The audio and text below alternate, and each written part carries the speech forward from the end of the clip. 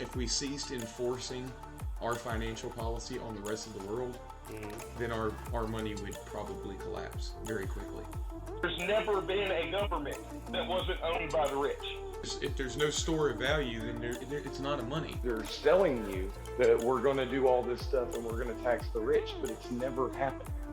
DJ Badger coming at you live with Dad Influence. Hi guys, your favorite duo, the Badger and the Snake. Nah, I don't know. You can be whatever animal you want to be. I'll pick it eventually. I felt like a porcupine. I feel like a porcupine's too. I felt like a porcupine is too docile. And the honey badger don't care. Yeah. I don't know if you guys have ever seen the old meme of Randall and the honey badger. Like, if you haven't, just type in Randall honey badger don't care. It's something you need in your life. It is necessary. It is a classic meme. This is from the early days of YouTube, before YouTube was cool and only nerdy little prepubescent kids used it. Golden Age. Back in the days of badger, mushroom. Yes. Yes, those days. Oh, sweet tea. So we have got an episode for you folks today. I like talking about kids, and I like talking about big deal stuff. I think this episode's pretty good because it's going to be big deal stuff and why the hell it matters for kids. Currently we have a few things. I mean, I'm just checking my little show notes here because I think that it helps organize these episodes, makes them flow a little better. It says here, what I've written down is we're going to do topics about debt ceiling showdowns, which is going to really pull in my economics love. AI surveillance push, which is going to pull in both of our loves of AI and both of our hates of surveillance. And then we're going to go into the geopolitical tensions and what it really means for our kids. I think that one's going to be the biggest deal, so I figure we save the best for last. What exactly is going on in these wars and these trade imbalances and all these different things that actually end up hurting our kids, which at the end of the day means more than anything that we need. So to kick it off, we'll read this little news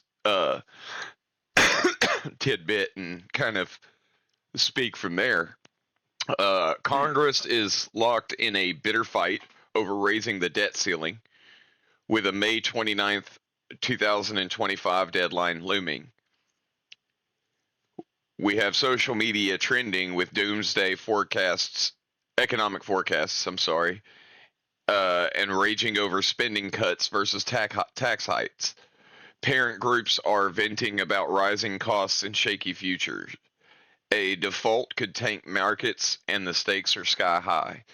So here's my question about our current debt crisis. What exactly should be done in your honest estimation there, Alex Jones? About the debt crisis? I mean, I think it would probably help a lot if we had more politicians who are willing to be honest about it and just kind of say, there's no way that debt's ever going to get paid. So, as much as they're going to get jumped on, you kind of need someone who has the balls to actually come out and say that. Either that, or people need to be prepared for severe economic stagnation, like way worse than people are already complaining about right now. What if you remember our anti-Semitism episode yesterday, you know exactly what could happen to our country if someone were to start calling that debt. Right. Yeah.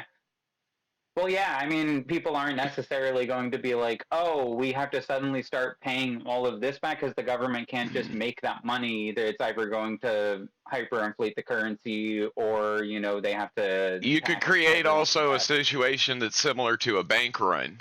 So as other people are going to run after their money, other people are scared they're not going to get theirs. So as these people are forcing the hand and saying, no, look, we want our money. If that were to happen, like people are, oh well, yeah, you get a little bit of a ding because you get a ding if you take these bonds out early, and it's like, yeah, you do, but you can still do it, and they still have to pay you out. And if you go across that market and that starts happening within, in mass, other people that sends signals to other people to bail on it too. You see what I'm saying? And so you're gonna have that's how a bond market crash. Like people think a stock market crash is a big deal. A bond market crash could fuck you up. Yeah. That's a big deal.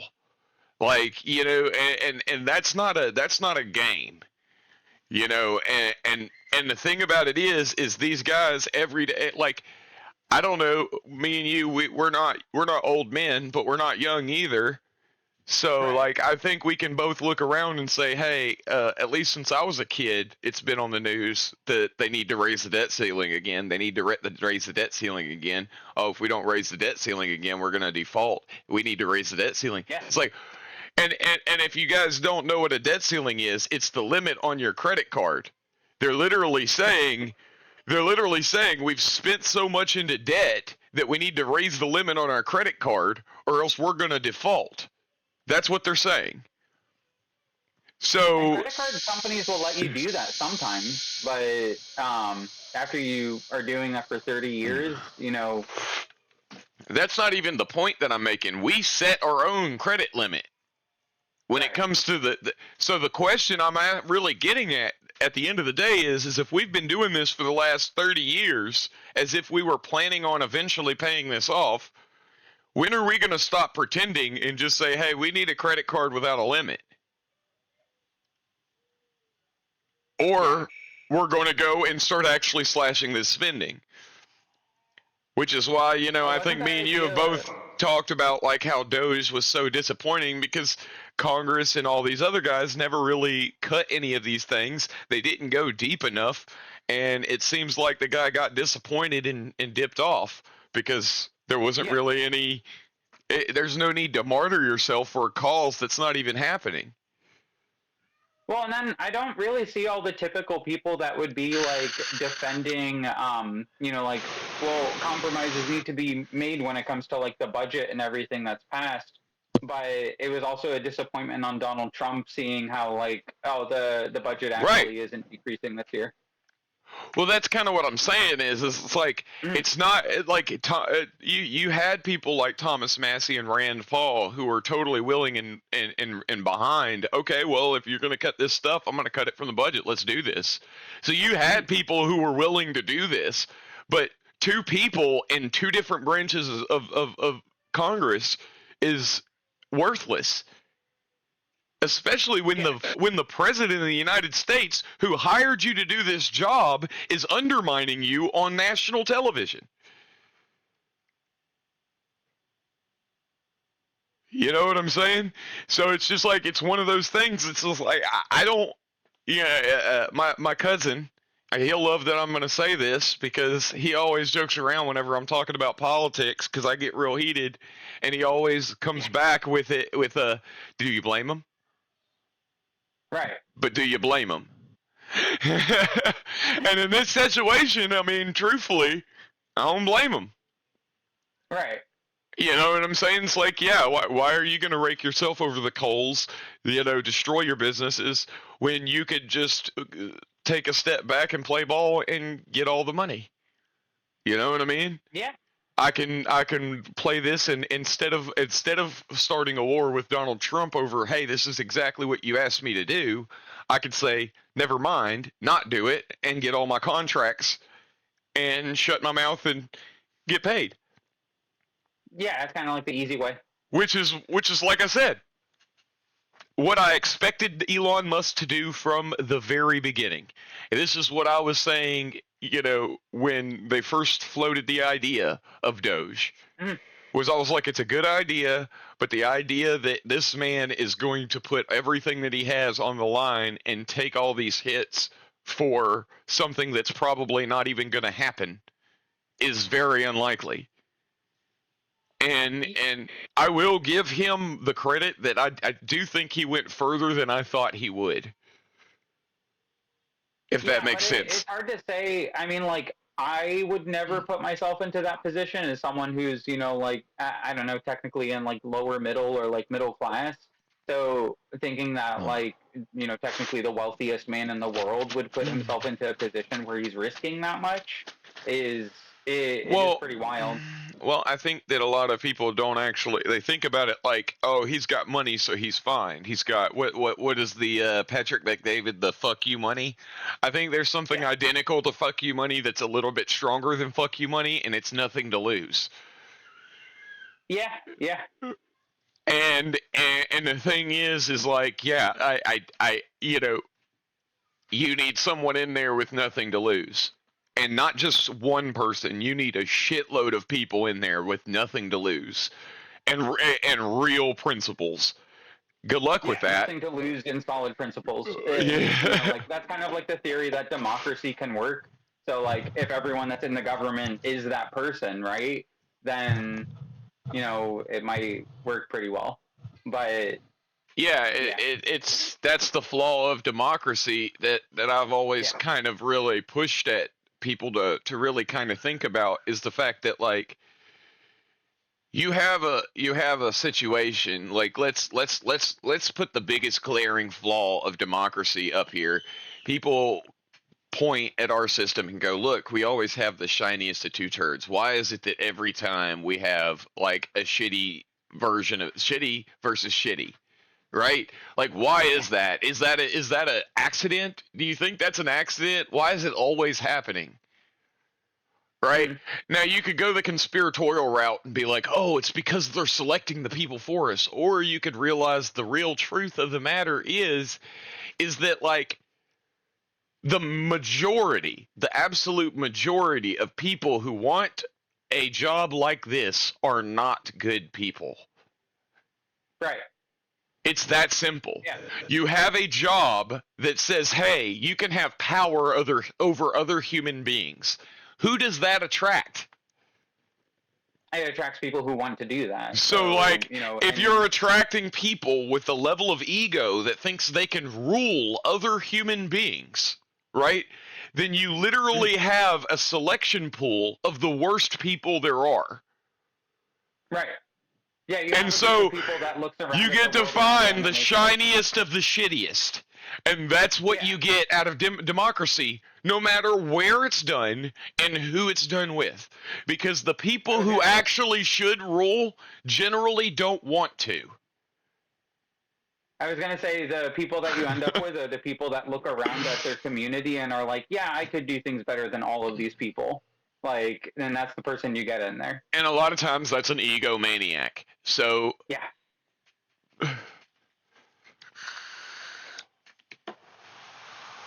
This is the reason why this game is played out the same way across, centuries and across countries everywhere.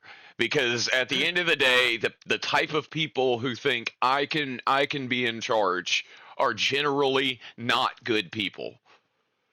That's not to say that it's always the case. You get a few here and there, but they're minorities. It's a minority, somebody who really wants to help. And then I would argue that public choice theory gets in the way of the minority that do want to help. Because it's a lot easier. I'm only here for 4 years to do things that benefit me rather than benefit everyone. Yeah. So public choice theory, the rape whistle effect, if I solve the problem. You need a market. Yeah, if I solve the problem, then I don't exist, and I have to justify my own existence. So there's no reason to solve the problem. But And that's why that's basically what the government ends up doing with all the resources. But like I said, all this stuff, it really does hit on the stability that kids end up, living with. You know what I mean? If you have a bond crisis like this, then we're talking about, the economics of how the world is. Like if we have a bond market crash, we're talking about the economics that your kids and my kids are growing up in immediately. Like right now, that's what we're talking about when we're talking about default. And that's kind of what you said flippantly, but truthfully, that is what we're talking about.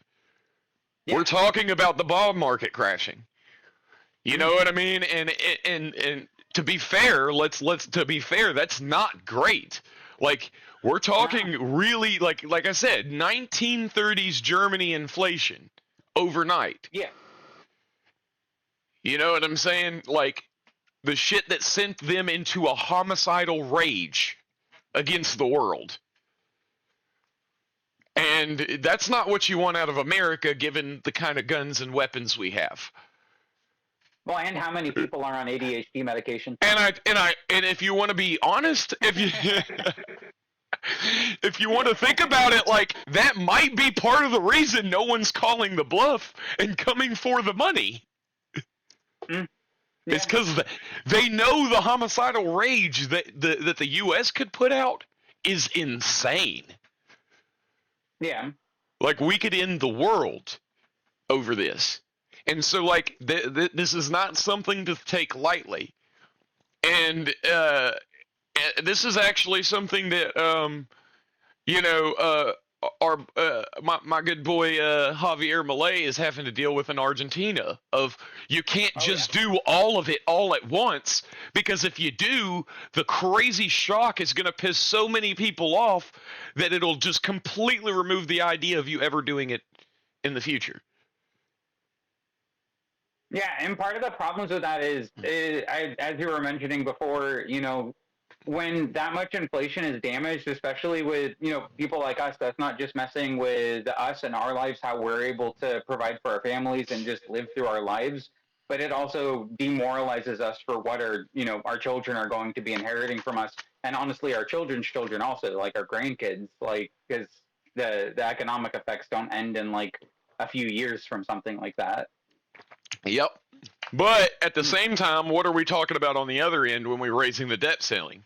We're talking about the money that your kids are going to pay because we can't afford what we want right now. I think when we were born, and the morality of that is insane. Yeah. The morality of that is insane. To say we're going to borrow money that our kids are going to pay. Right. Like that's illegal to do in other cases. That's called, I think it's loan fraud, when you take out a loan in like someone else's name, and you can do that in your children's name. Like that's actually happened plenty of times. But yeah, that's illegal when we do it. And it should be, because it's immoral. Yeah. Mm-hmm. And that's it's fraud.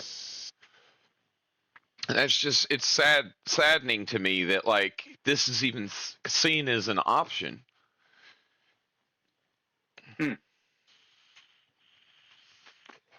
So we are kind of left in a damned if we do, damned if we don't. So I don't know.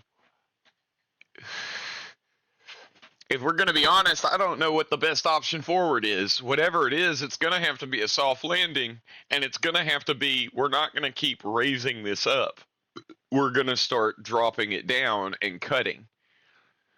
Isn't it kind of sad thinking about the point you were making about like the bloating in our government and how it justifies itself in a lot of instances, and how like with the debt problem, that is something only the federal government can figure out. So it's just like an ongoing thing that they can keep making worse and keep being the only thing that can fix it. Yep, it's The Rock, to use Elder Scrolls lore, Vivek pisses off the gods by stealing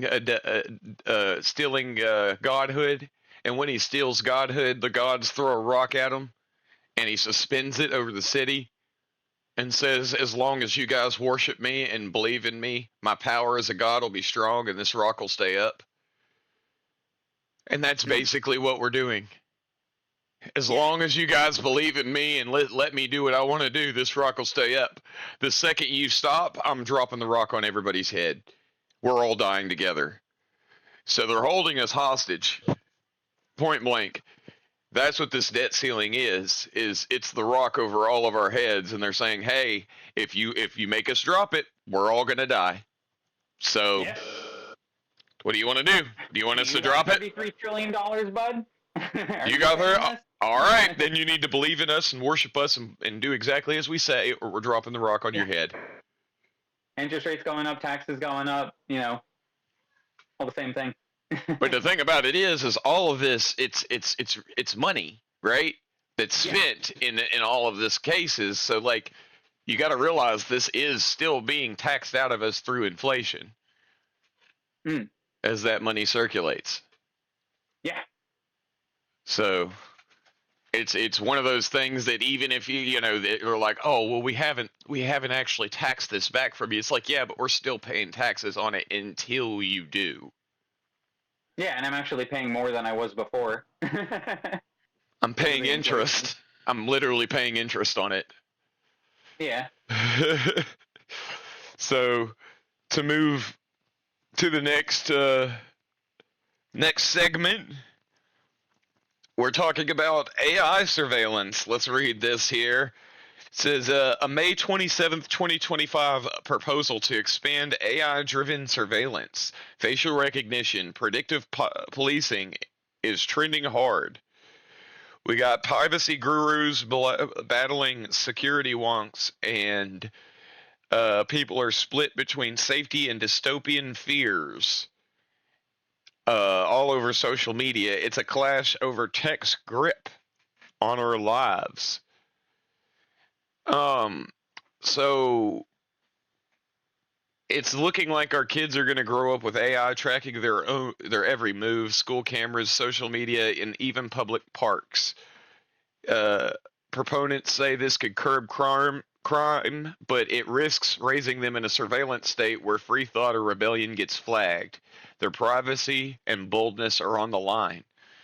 So what do you think about using these AI systems for surveillance, much in the way that the CCP does, and we used to fearmonger about why China is the worst place to live because they do this? Did I load the question too much? Yeah, Chinese does this same sort of thing in a very Chinese way, so it's not as cool as when we do it, I guess. Well, that was the Alex Jones joke. Yeah, but they're real Chinese about it. On this. Yeah. So I have a question for you about this one, because you know, when we were growing up, at least when I was in like middle school, there was this girl that I had a crush on, and I saw a cell phone video of her getting her ass kicked in a fight after school, and it was taken on a cell phone camera. I feel like this, I don't know how much different this would be from the surveillance state that's already been put into everyone's hand with cell phone cameras. I haven't really looked into this that much, but that's just, I don't know, something interesting. You know, like everyone already pulls out their phone and takes a video and posts it whenever something crazy happens. So how much more surveillance could, I don't know, is it really going to be that much worse? Okay, so the thing that they're getting at isn't like the idea that there's going to be more cameras. It's that they're attaching AIs to these cameras to watch these people, match it up, and get behavioral patterns from certain people. Right. So that's like, that's a little bit improvement of what's already there. Correct. So like currently surveillance cameras, what they're used for, and I don't think anyone actually has an issue, is if something happens, we refer back to them and go, what happened? Right? So we have solid evidence, and it's more of an information. It's not something generally people just watch. Sometimes they do, but generally it's not something someone just watches, and it's not something somebody's watching, you know, hours and hours of footage to compile and figure out. Like the cost to that would be insane. Now using AI, now we can literally watch and say, okay, well, we know where someone's going to be at what times. We know what the data that you're gathering on people is so much deeper this way than it is through the actual cameras. Does that make sense? Yeah, yeah. It's something that would be, while technically that data could have been found through cameras before, the work that would have to be done to make that happen is insane. Is there a worry about it being automated and it making, you know, errors? That's another thing too. That's a question. You know, if Yeah. me and you've both played with AI a lot, we love it to death. I'm sure we both Yeah. have seen that it's prone to a fuckload of errors. Yeah. Yeah. And like, I mean, Israel is currently using AI programs to determine who is Hamas and where to strike. And that's a big questionable area for the same reason. Because they're literally like going, hey, well, people who make these certain trips are generally Hamas, so thus anyone who's making these trips will mark as Hamas and hit them. And it's just like, Did well, the somebody bombing of that like family that was like dropping, like coming home with groceries from their house, and it wasn't even someone could that be. was. Could be because Yeah. like and that's kind of the thing. That's actually very likely because like when they pop out that they're using this stuff, it's usually, you know, 5 to 10 years after they've been using it. You know what I The mean? military always has technology that they don't release to the public for, you know, that it's honestly kind of understandable in that case. Not that I'm really like Yeah, I'm not about even it, but I'm not even saying that. I'm just saying that usually that's the case. And Yeah. the aid workers getting bombed, that would make sense. People who are driving around with tanks, you know, and I don't mean tanks as in like tanks like the military vehicle. I mean tanks as in like tanks of water. You know what I mean? That's something that I could see Hamas people moving around water like that to water their troops or whatever. Yeah. You know what I mean? Yeah. Because they need that. And then you see an aid worker doing that, and then you just bomb them. Because that's what the AI has determined. It's saying most of these trucks that I see moving this water is a terrorist. So since I know I that don't really most are thought about water, that. then that must be a terrorist. Because like I mean, said, it's the a- AI thinks that it doesn't have the you know, the same kind of like human error logic screening. and reasoning. error screening like we do, you know. That seems to be a lot of the issue with AI currently is it's not very good at error screening. It's not very good at checking itself for errors. Something Or that I'm curious about, logical issues. Not meaning to sound like too, you know, as Alex Jones, not meaning to sound too like conspiracy theory about this.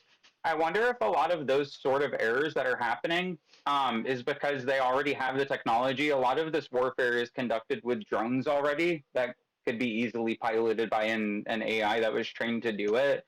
What if it's just completely automated and that's why like the errors happen? You know, like these like this person was accidentally striked. What if it's just happening because it's automated? Very possible. Like I said, I don't doubt it. That would be crazy. Yeah. Not out of the realm of possibility for what the technology already is from what we know. So like that's the, you know, for me the AI thing is like, don't get me wrong, I'm not saying it's not a useful tool to be used, but the AI being the end decision maker is an insane idea for anything.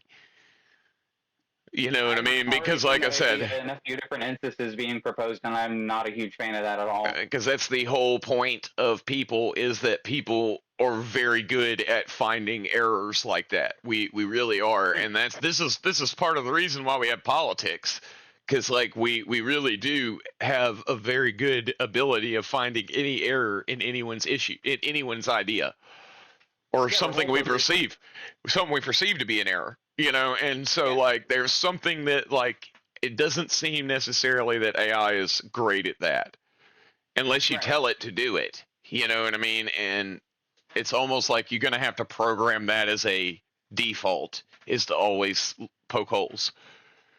Yeah, some sort of line of code that comes after literally everything that says, "Is this correct?" Socratically find any challenge problems here? Socratically challenge every, assertion you've made. Make sure that they're all Right. correct. Always. Mhm. You know, and it might make it think harder and take longer, but if you want better results, that's probably something to consider. I don't know. We're gonna need more tips. We're gonna need more chips. But like I said, I like using it. It's an interesting tool. Like I said, I've said before, it's the difference between an abacus and a calculator. You know what I mean? It's a very efficient tool. But if you don't know how to use it and you don't know its capabilities, you're not gonna pound in a nail with a calculator. If you Yeah. don't know what know it's it- capable of, then you're not gonna use it correctly. I know it's not necessarily a point that is relevant to like this exact topic surrounding AI, but because you mentioned that, and the fact that AI is a tool and tools can be used for good things or bad things.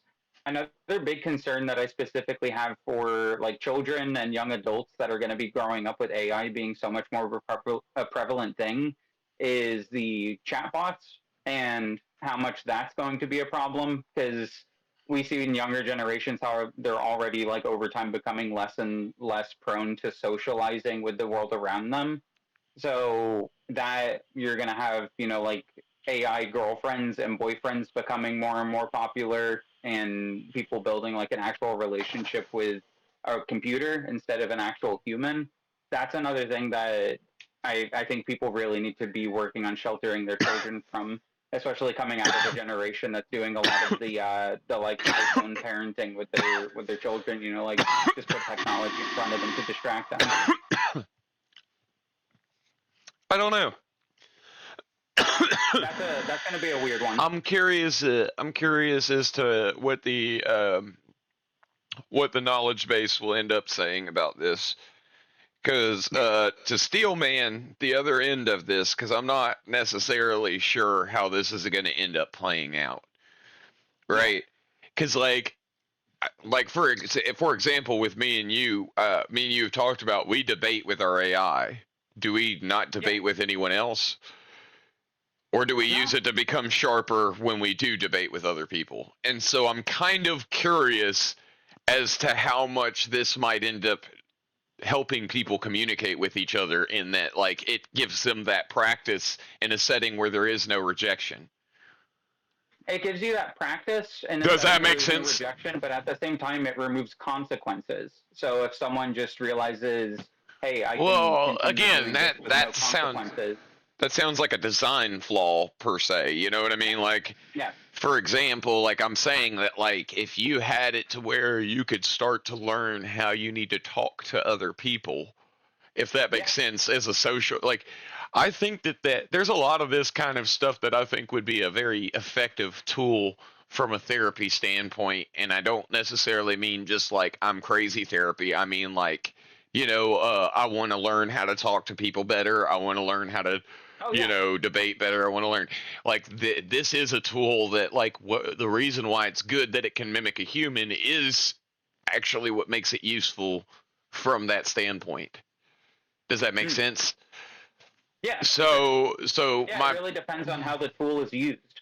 exactly. So, like, it kind of, what you're kind of getting at is, in my opinion, is kind of the same situation we've had with other issues where, like, the idea is people get so focused in small hobbies, like little like playing video games or whatever the thing is, and they stay at home in their homebody and they don't go out and look for a woman. But I think a lot of people, when they're getting at this, it's kind of like when people go at homelessness and they go, well, the issue is they don't have enough money for a house. And it's like, no, these people have a lot more going on before that, like, You'd have to address all these underlying situations. And a lot of those situations are the same for these people who are like, oh, his issue is he plays too many games and doesn't go out. And it's like, no, this person's probably has certain antisocial tendencies, which I've done a little research into introverts and things like that, and I think that it's not real. And this is something that I've kind of pointed out to a lot of people, is that what it is, you know, and you can test this out. Anybody that you meet that's introverted, be real nice, be real understanding, and try to not freak out about any weird stuff they say, and just listen and watch. They'll be your best friend in 10 minutes. Yeah. Every single time, 100% of the time. And the reason being is because these people, it's not that they don't seek social reaction, it's that they're weird people, and so they get a lot of rejection. So because they expect rejection, they don't seek out the social interaction. Yeah, they've been conditioned to not even try. Exactly. So it's not, but the truth is actual introverted people that don't like other people don't exist. Everyone actually does like other people. It's just they haven't met the people they like. I think there might be some percentage of the population that actually just really doesn't like people.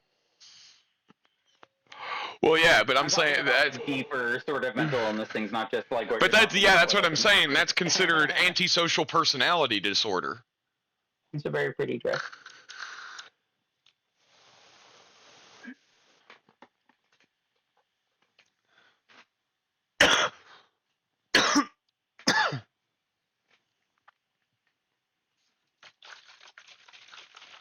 There you go, baby. Wouldn't be an episode of Dad Influence without it.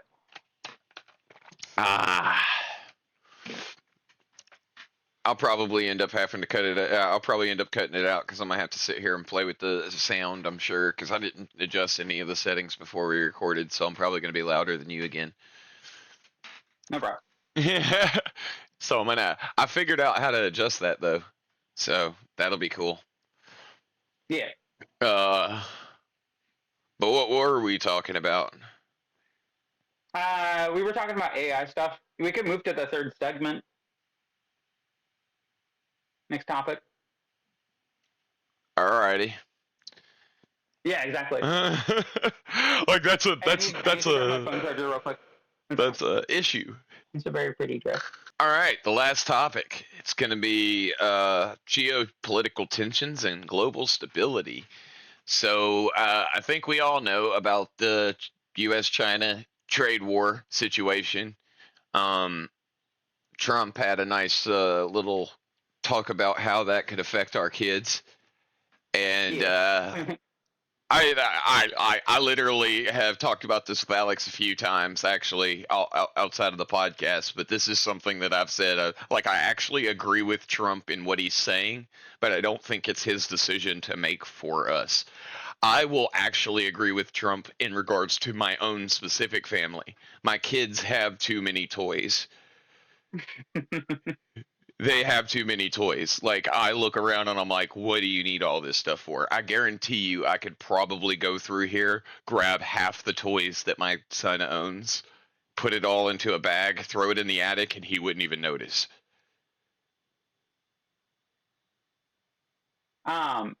Yeah, I guarantee it. Kids have like 4 different toy chests, and that's not necessary. My kid at 2 has more toys than I ever had at 7. Yeah. So like, you know, it's insane, you know. But so like I agree with him in principle of the argument, but I disagree that it's his decision to make as president of the United States how many toys my kid gets to have. Yeah, it's not the right way for you know what I mean? to have to decide why that's happening. I don't need you to manipulate the market to make that a reality because you decided that's not a big enough deal for you to be concerned about. You know? And that's kind of my thing is like that's crazy to me to come at it from that angle.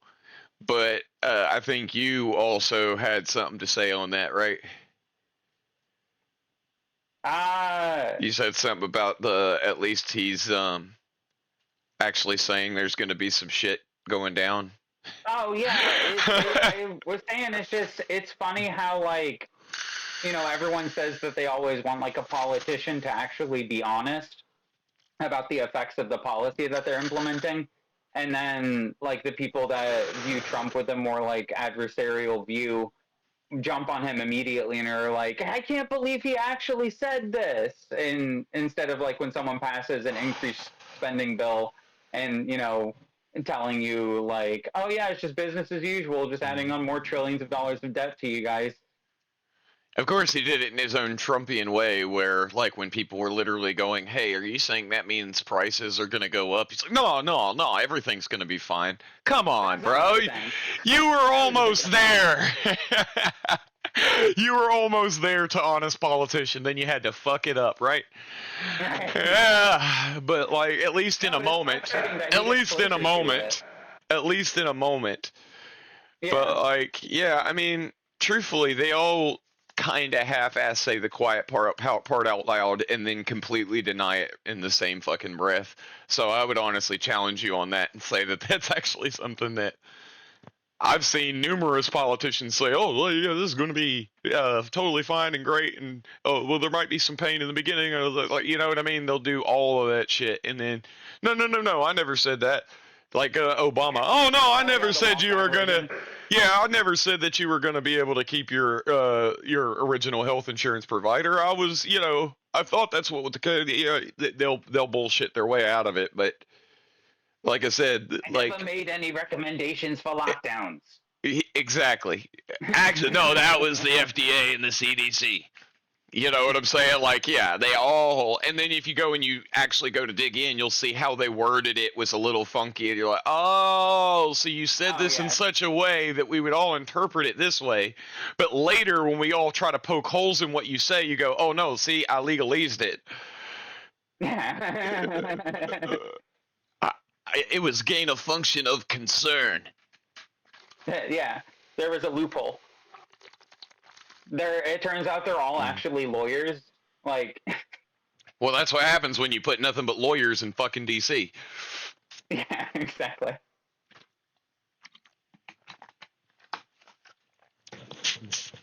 You're gonna get nothing but experts in lying. Mm-hmm. You know, and that's just the thing, man. You got HTS.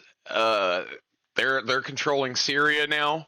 Syria is you know, under siege. They're under a civil war where Al Qaeda seems to be the likely victor of, which both Israel and the U.S. has sponsored that to be the case. So it's hard to tell what kind of world these kids are going to grow up in because of the tensions that are going on. You know. Oh, yeah. If you sit here and you think about like what's going on in Somalia, you got little kids growing up where like an AK-47 in a 7-year-old's hand is normal. Right. You know, that's normal. That's how you live life. And that's happening in these places, Libya, Somalia, you know, Syria. Like these guys, they're not even getting the chance to be legitimate kids, you know? No, not even close. These kids, by all intents and purposes, culturally, right, at their age, should be outside playing soccer basically all day. Yeah. That's what they should be doing in Somalia, in Libya, in Syria. Like, that's what they should be doing. They should be going to school, and as soon as they're done, they should be playing soccer until they fall over exhausted. You know, like that's what those areas, like that's what they should be doing. But instead, they're picking up a gun and going off to fight some warlord's war.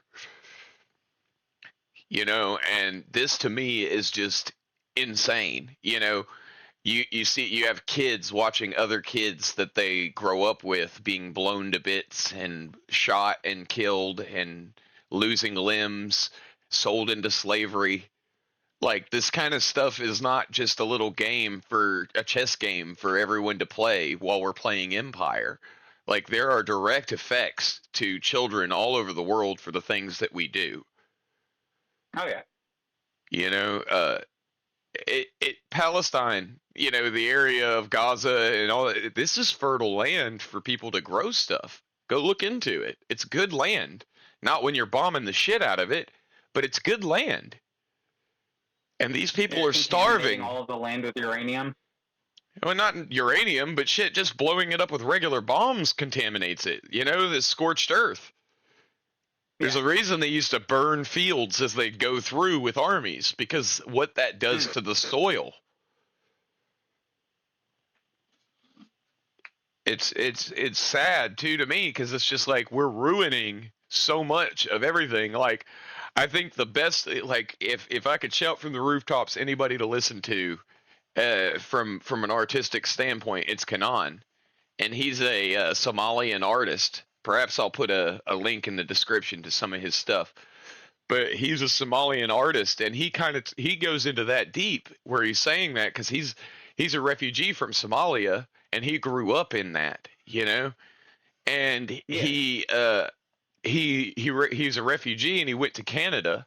And one of his lines in one of his songs, he said, "I should be chilling on beaches, instead my bones freezes." You know, and he's literally like, dude, I come from a place that's literally a paradise. It's an island paradise. And I can't live there because people are killing each other. I have to live in this I have to live in the shitty tundra of Canada rather than the paradise I was born in. You know what I mean? And like, it's something that, like, to me, it hits me deep in the soul, because I care about kids so much. You know, we have kids literally, not like, oh, well, we're saying they're starving to death. No, like, literally they are starving to death in Palestine. There has not been food for long enough, and that takes months.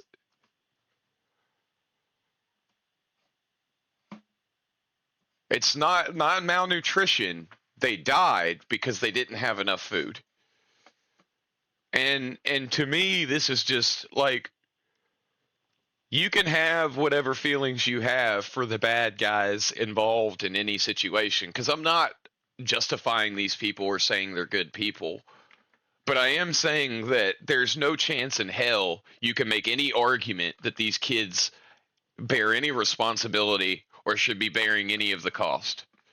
There's no argument for that across the board in any of these places I've pointed out. Like, it's not their cost to bear. Right. So I don't know. You got anything to say? No, I think you summed it up pretty well on that. I mean, yeah, it's just kind of a logical conclusion that if, like, things are being destroyed in the present, then the future generation is going to be the one that's going to have to bear the fruit of that. Yeah, broken glass economics is not real.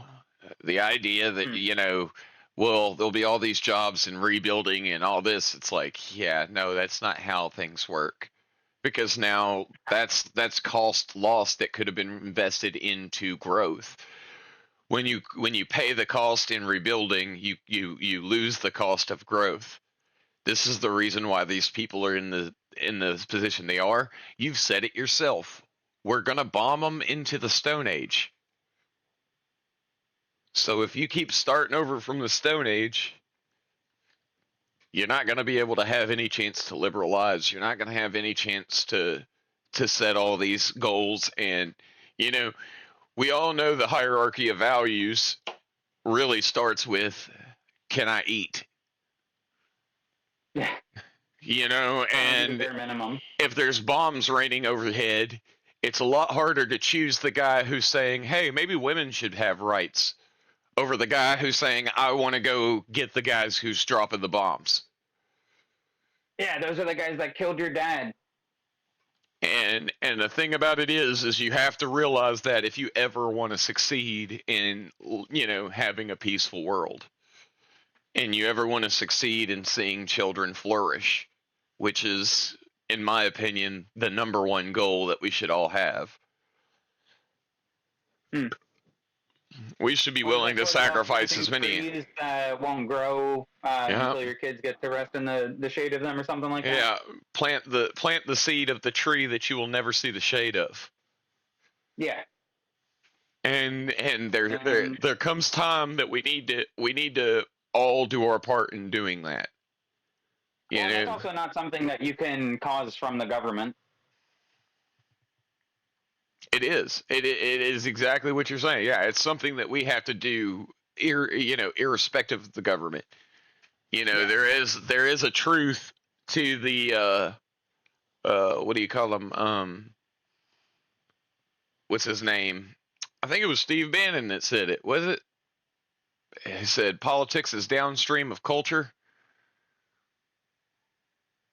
I know he said that for sure. But I don't know off the top of my head, but it is ironclad correct. It really is. Like, and I think it was Michael Malice who said it in a different way as well, where he said that Donald Trump isn't the river, he's the dam. He's the result of what exists, not the cause of it. So that's the thing of a lot of this that I think a lot of people really don't understand that. And it's like, if you want to cause this, it's not about electing somebody to cause it. It's about being there as that source of power for these guys that are only interested in furthering themselves, to go, the only way I can get this power is if I give these people what they want. Right. Yeah. And if they are scared that enough people will revolt if they don't do what they're told to do, they will definitely coalesce, because it's a big club and we ain't in it. So the only way to do that is to force their hand. And it's I think Dave Smith kind of touches on this, is like, there's a reason they propagandize us. Because we do, on some level, even they know we have to be at least somewhat behind them. Yeah. Yeah. If people completely lose faith, then yeah, there's problems. So I guess we could end it there, but I think that was I think that's a good thought to think about for everybody, is exactly, how much power you really have, and that, like I said, first and foremost, we really do need to start planting these seeds. Absolutely.